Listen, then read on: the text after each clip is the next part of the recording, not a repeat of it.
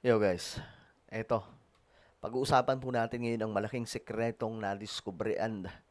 Alam nyo, maraming mga Pilipino magagalit ngayon mga sangkay kapag nalaman po ito.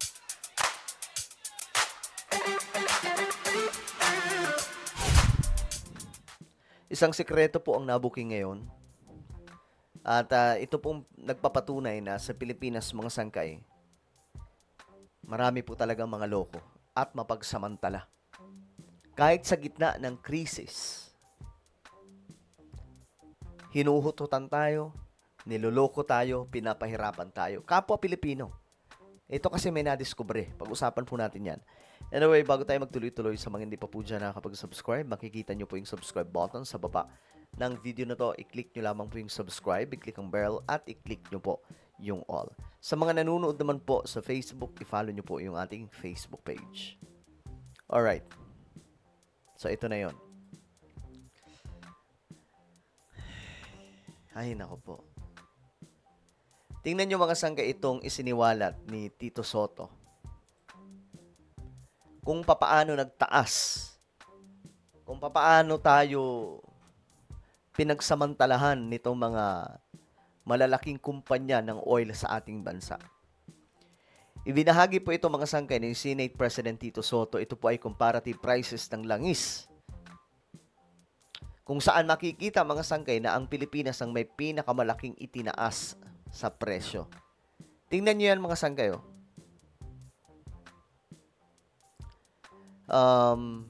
Ito yung una, may pangalawa pa po tayo. Maliban po dito, I'm sure marami pong magagalit sa pangalawang nadiskubre mga sangkay. Kasi ang problema sa Pilipinas, marami po talaga mapagsamantala. Naalala nyo nung pandemic? 'Di ba yung face mask, tapos face shield? Pambihira, napakamahal nun. Nagkakaroon na nga ng krisis yung buong mundo. Pinagsasamantalahan pa po tayo ng kanilang mga negosyo. Ito, Pilipinas, mula po 54 noong January. Pagdating ng March 22, 108 to 129. Ang lala, di ba? Samantalang itong makikita ninyo mga sangkay, tignan po ninyo, mababa lamang po ang itinaas nila. Tignan nyo mga sangkay yung presyo. Hindi po tulad sa atin na tinagtad po tayo, kalahati po mga sangkay. Mahigit kalahati. Ngayon, ito pang matindi. Maliban dyan ito. Posible daw na may mga nagsarang, yung mga nagsara daw pong mga gasolinahan, pinaiimbestigahan na dahil sa posibleng hoarding. Ibig sabihin, tinatago po nila ang kanilang mga oil. Para ano? Tumaas yung presyo ng oil, sa kanila ilalabas yan. Ganyan po mga sanggay. Parang yung sibuyas lang. 'Di ba? May hoarding na nagaganap. Tapos, pag tumaas na yung presyo, sa kanila ilalabas. Grabe. Mahigit 4 na lang gasolinahan ang iimbestigahan matapos magsara sa kasagsagan ng taas presyo ng langis. Baka raw kasi iniipit nilang supply sa kabebenta kapag nagmahal pang lalo. Sa kabila niyan, giniit ng palasyo na walang krisis sa langis, bagamat bumuo na sila ng Crisis Management Committee. Nasa frontline ng balitang yan si Maricel Halili.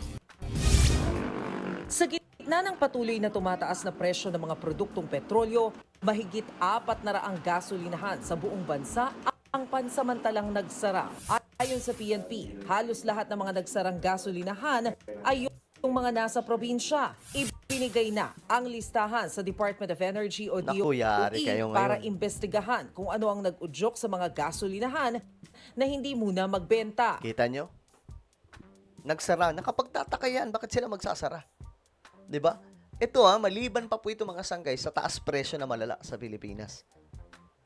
Tingnan nyo mga sangkay yung Laos. Tingnan nyo, 52 pesos sa pera natin. Ang tinaas po, from 52 to 69.35 pesos kung kumpara po natin. So magkano lamang pong itinaas? Napakakaunti lamang. Thailand, from 48 to 70 pesos sa pera natin. Vietnam, ang baba, from 42 to 57. So, ganun po kulala mga sangka. Ito ang pinakamababa, Indonesia. Ang Indonesia, nagtaas lamang po ng from 52.30 pesos to 55 1.90 pesos sa pera po natin.